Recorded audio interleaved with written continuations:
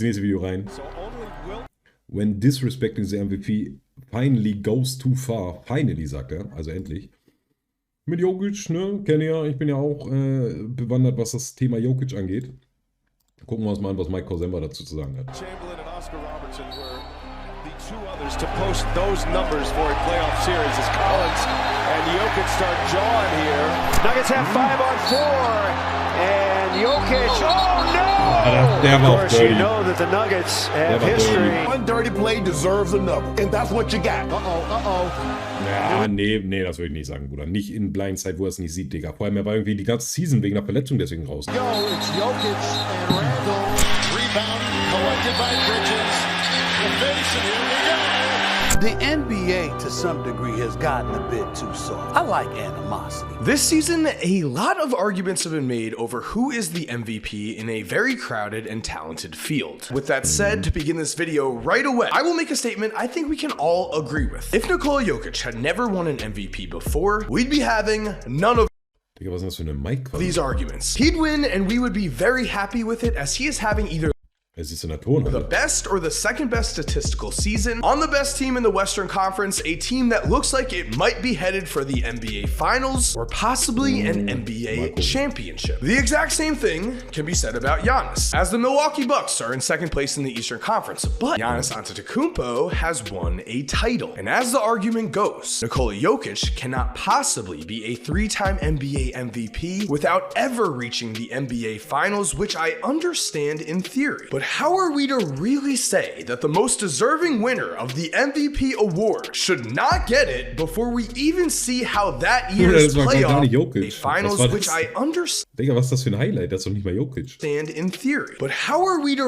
really say that the most deserving winner of the MVP award was hat das Play gerade mit Jokic zu tun? Should not get it before we even see how that year's playoffs play out? We can't do that, especially when you consider the following facts about Nikola Jokic. 1, he's one of the greatest playoff performers we have ever seen so far. And yes, that is on paper, and yes, we are going to wrap back to that. Because 2, he's one of the most unlucky young NBA stars we have also ever seen. It is not a wild statement to say that Nikola Jokic might be the most unlucky young NBA star to ever play the game. Number 3, Nikola Jokic has also proven to be that guy. He's proven to be the type of player who can and will carry a team in the final moments. He is the MVP who demands the ball with the game on the line, who wants all of the responsibility on his shoulders, and he's proven that when his team relies on him, this is what happens.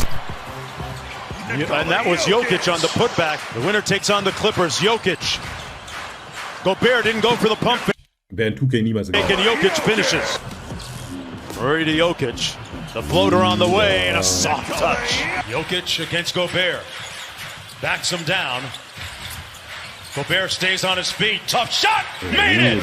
Jokic giving Denver a 2-point lead. As you just saw, Nikola Jokic made a game-winning shot to win an NBA playoff series. When do we ever speak about it? Then in the very next season against the Clippers, in a Game 5 must-win, Jokic would step up again. You have to be mentally and physically exhausted after each game. Jokic, 15-footer. Outside, Jokic for the lead. Card! Beverly back in. Jokic got it again. Jokic, he'll tee one up from 3. Got it again. Denver would take both of these series and make a Western Conference Finals run that has become a bit forgotten because of the NBA bubble. But that very next season, in 2021, Jokic was back at it again. This time, he and Austin Rivers closed out the Blazers in a must-win Game 6. But before we continue, guys, I am very excited to say that this video is sponsored by Next to have fun between a flat score in this competition. 3 and play pool. Down to 4, long 3 is good. Ich finde, Nikola Jokic Wurf sieht auch so weird aus, Digga. Der hat auch irgendwie eine Abbruchgeschwindigkeit von C oder so in 2K. Aber hat halt, was ist das? Defensive Beeinflussung, A+ oder sowas, Digga. Weil er halt hier oben erst abschließt, weißt du? 6 minutes of that game. Wenn ich werfe, dann eher nach vorne, Digga. Aber er ist halt nach oben.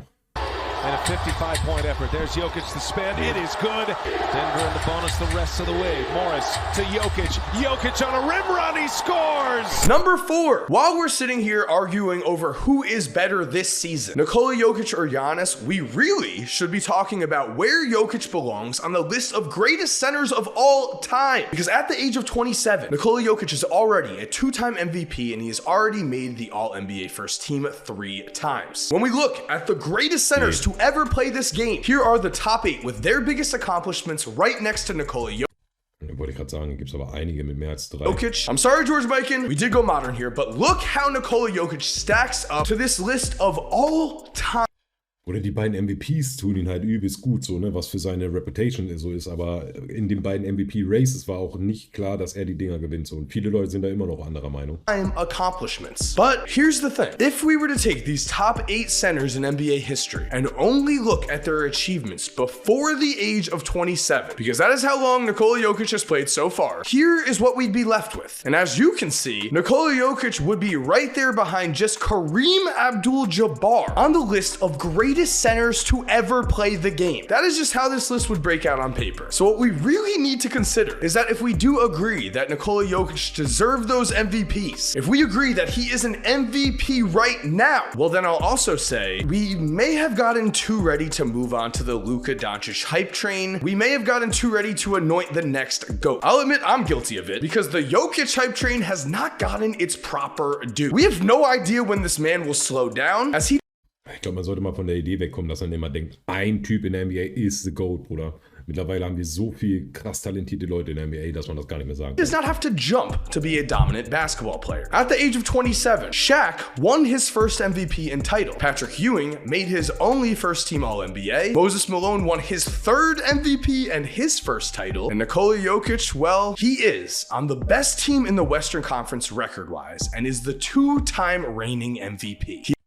Aber weil er halt zweimal hintereinander jetzt MVP gewonnen hat, ist es umso schwerer, das 3. Mal jetzt hintereinander das Ding zu gewinnen. He is in his prime, commanding the ship of the West's best team, and could you ask for a better regular season commander? As when it comes to regular season dominance, Nikola Jokic is truly in a category with just one other man. Before we continue, guys, if you are enjoying this video, it would be awesome if you could subscribe and turn on post notifications so you don't miss a video just like this one. I can promise you the best NBA content I can possibly make is on the way, and I would love to see your comments on what videos I should make down below. As for now, let's get back to the video. Because right now, according to Basketball Reference, between these regular season ages of 25 and 27, there have been only 2 players in NBA history ever to average at least 25 points, 10 rebounds, and 5 assists per game between these ages. Those players are Nikola Jokic and Giannis. Other than that, not a single other player, and the thing is, Jokic has Oder genau den gleichen Jumpshot habe ich heute 3-mal probiert, ist nicht einmal He's reingegangen. been doing this for his entire career basically at this point. Because if we go back in time a bit and we look at Jokic's numbers between the ages of 22 and 24, we find that Jokic fits right into this list of just 7 players in NBA history to average at least 18 points, 8 rebounds, and 4 assists between the ages of 22 and 24. But the thing is, Jokic and Giannis are in classes of their own, as if we raise the numbers up just a bit to 18 points, 10 rebounds, and 5 assists a game, we are left with just 2 names again, Jokic and Giannis. And so what this really comes down to at the end of the day is, of course, winning an NBA championship. We have seen many players in the past fail to win a championship, and we have seen many players in the past have their legacies defined by not being able to win a title. Shaq certainly reminds Charles Barkley about that all the time. The thing is, though, in almost every single case in NBA history, the reason that a player has failed to win a title is that he himself, for whatever reason, was not able to step up when the games mattered the most. Jokic is not guilty of this crime. As we've seen in the past, the Nuggets have suffered key injuries to both Jamal Murray and Michael Porter Jr. Without those 2 players, the Denver Nuggets were severely undermanned. But Nikola Jokic did not care. Instead, he has put up truly historic NBA playoff numbers as well. Because if we were to look at the pure playoff numbers here, again, we have at least 25 points per game, 10 rebounds per game, and 5 assists per game, this time between the ages of 23 and 26. And would you look at that, there are only 3 names here in NBA history: Jokic, Giannis, and Oscar Robertson. So we have seen the regular season numbers, and we have seen the playoff numbers as well. So with those 2 facts in mind, what is also very important to me is that we have also seen Jokic come up seemingly huge every single time the Nuggets need him. Monte Morris to Jokic in the lane, put it on!